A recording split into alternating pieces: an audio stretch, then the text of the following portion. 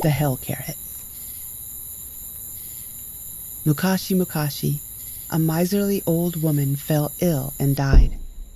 There's nothing special about that, and nothing particularly special about her, except for maybe how cold and heartless she was her entire life, and how she only cared about making and hoarding as much money as possible. She never spent a coin. After she expelled her last breath, she plummeted to hell, falling hard on the rocky ground. The air was foul and thick with the stench of decay, and all around her she heard the miserable sounds of souls in agony. Realizing she was dead, the old woman got to her feet and dusted off her knees. It was then that she noticed the bulging sack at her side. It was all her money.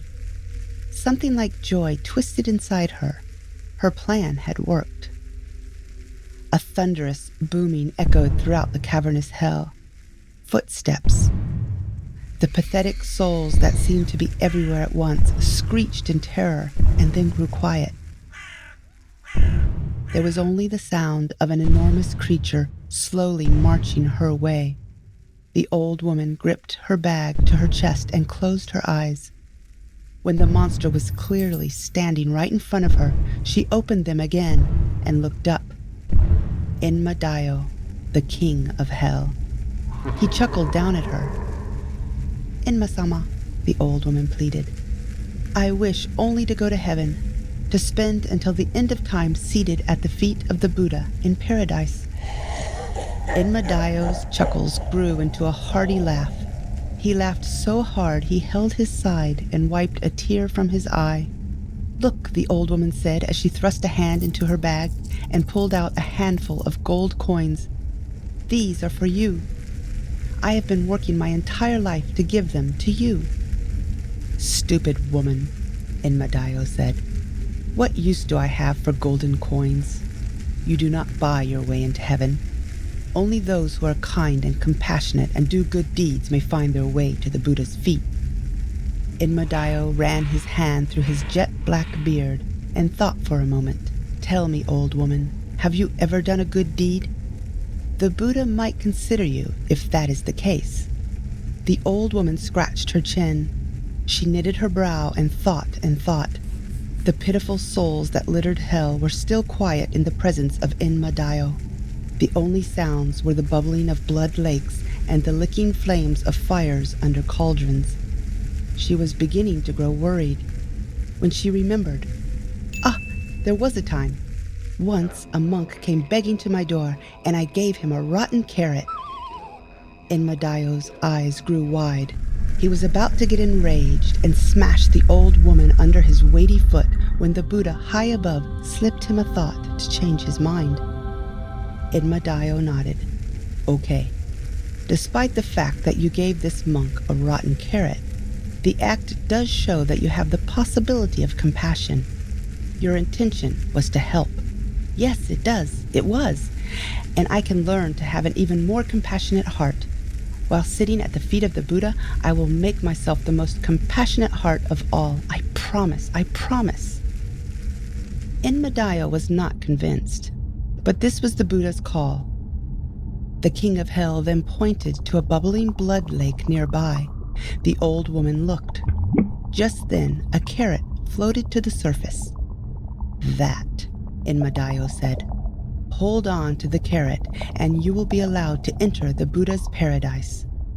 The old woman considered the reeking lake of boiling blood, and then her sack full of money shiny and cool in her arms. "Yes, okay, I will do it." She dropped the bag, strode off, and waded into the viscous liquid. It wasn't until she was all the way up to her neck that she could reach out and grab the carrot. She took it in both hands and held on tight. Suddenly, the carrot began to rise. It was slippery and small, but she gripped it with all her might.